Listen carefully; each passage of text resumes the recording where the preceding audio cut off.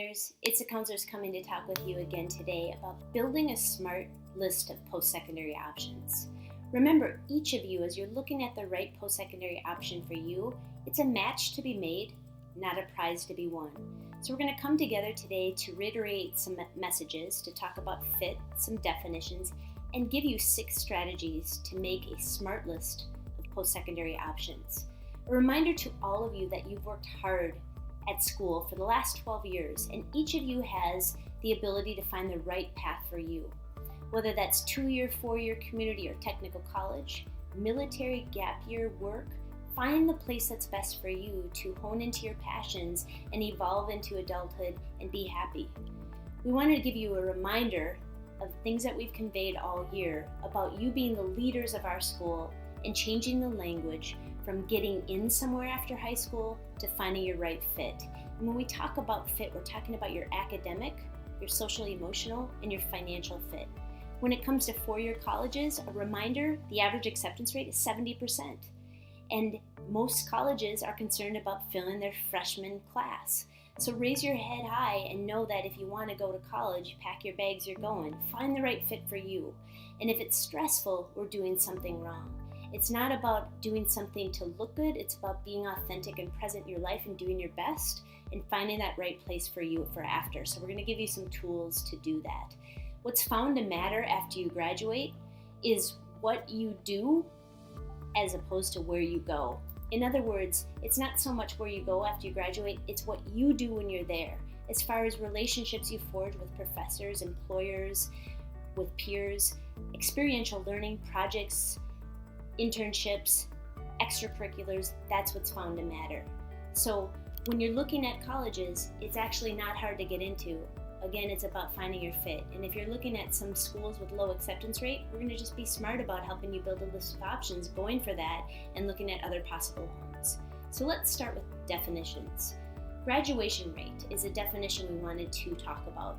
The average graduation rate at state public schools is an astounding 33%.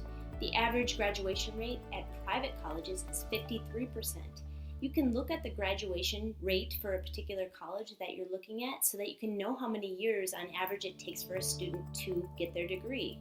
That said, you can also dive in a little further to find out what you need to do to be able to graduate in 4 years. That is something that can help you know, because the more you stay, the more you pay. We also wanted to define retention rates. You can find that statistic on a college as far as how many students start at a particular college and go back the second year. That helps you know if students are returning and liking and enjoying the experiences that they're getting at their particular schools. These hyperlinks right here, college results, college completion, and college transitions, can give you those statistics of graduation rates and retention rates. We also wanted to define selectivity. The media focuses on about 113 out of nearly 4,000 colleges. They're considered selective because they have an admission rate of lower than 33%. So when you're looking at selective schools, it's oftentimes based on admission rates or rankings. So we wanted to let you know that you can look at admission rates, which helps you kind of know where you fare as you're applying to schools, and then look at other schools where your admission rates are higher, and then you're smart about the list that you're going to build. Rankings can be super helpful to help you generate a list, but be wary of rankings in that they are subjective. They're often measuring getting into school, into a college, rather than what's going on there. They're often measured by colleges ranking each other. The rankings can help you, though, with this hyperlink here, to look at schools perhaps you've never ever heard of. So in conclusion about definitions, we want to encourage you all, as you're looking at possible homes, to cast a wider net. Don't just look at name brand schools or where other students are applying. Make a smart list. There's nearly 6,000 options for you as far as college when it comes to 2-year, 4-year community or technical colleges, and many would love to have you. So we're going to give you 6 strategies to help you with that. To dive in a little further, you can also do some research from the strategies to discover and explore your post-secondary fit that we talked about. There's a PowerPoint and a screencast on both Naviance under your planner tab, as well as the class of 2019 on the DINA website. That helps you look and research in schools loaded with hyperlinks. So let's talk about 6 strategies as you're narrowing down options for you after you graduate. The first strategy is to start with you. Be introspective. Be selfish. Look at who you are. If you're college ready, your skills, your interests and abilities, and Naviance has a number of tools to help you know yourself. From a do what you are to a career interest profiler, check it out to know yourself. That's the first step. It starts with you.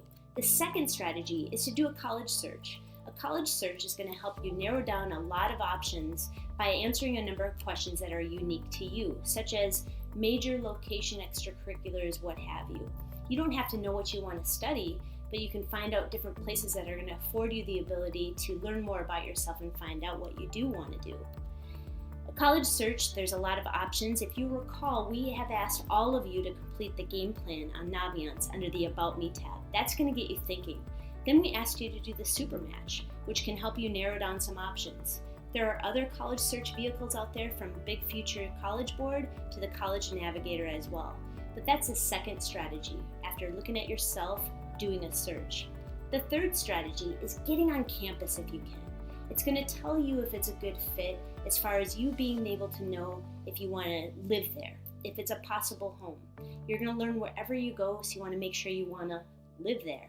If you can't get on campus easily, there's a lot of virtual tours that you can do, from UVisit to campus tours. There's also college reps that are coming to our college, to our high school. And if you go to colleges I'm thinking about on Naviance, you'll get an invite if they're ever at Edina High School to talk with them. So if you can't easily get on campuses, they're going to be here to talk with you about their school, which can help you know if it's a good fit or not. The fourth strategy is that money matters, looking at the financial fit. We encourage all of you and your family or guardians to look at the expected family contribution calculator that's hyperlinked here. That's going to tell you, no matter where you go, how much you're expected to pay. The EFC that you get, if it's low, look for schools that give good need-based aid, and there's a hyperlink that gives you some schools with that. If your expected family contribution is high and money matters, look at schools that are really good at giving merit aid. You can go to the hyperlink here, Big Future, put in a school, click on the Paying tab, and find out how much need-based aid on average and how much merit-based aid, non-need-based aid, they give. In addition, any school that makes your list, all of you should run what's called a net price calculator.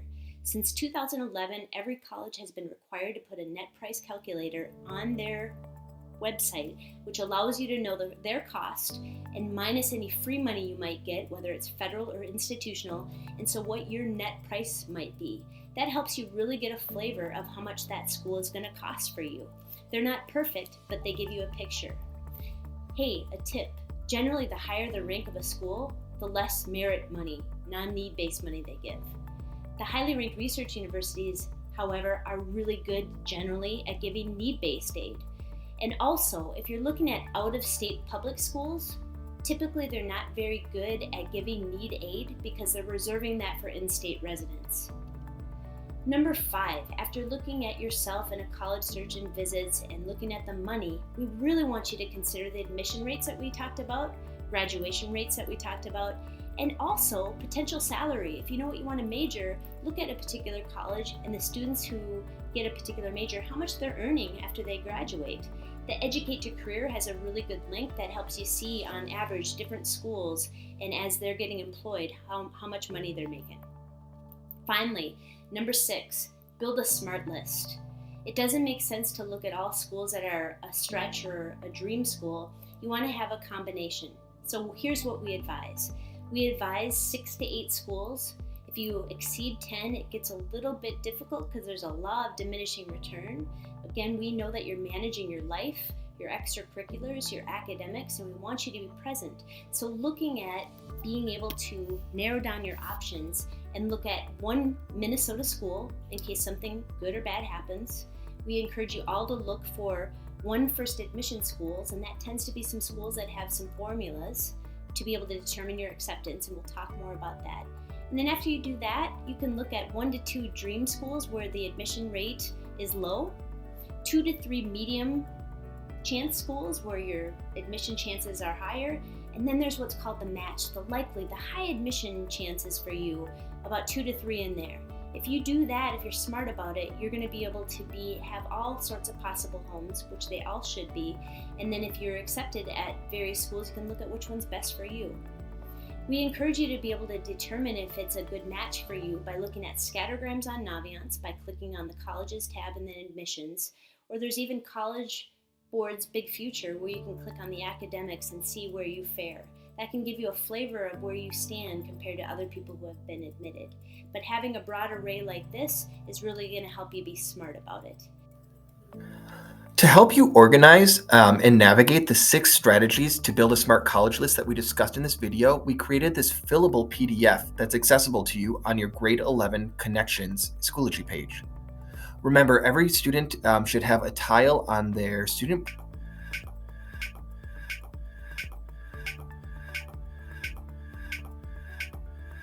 and if you click Connect to Advisory, you can actually find the document linked within. This document is downloadable, and if you download it, it actually becomes a fillable PDF to make this easier for you. So until next time, everybody, we want to help you continue to build a smart list of post-secondary options. The best advice we have for you right now is to be present in your life, balanced, and healthy. Have a great day.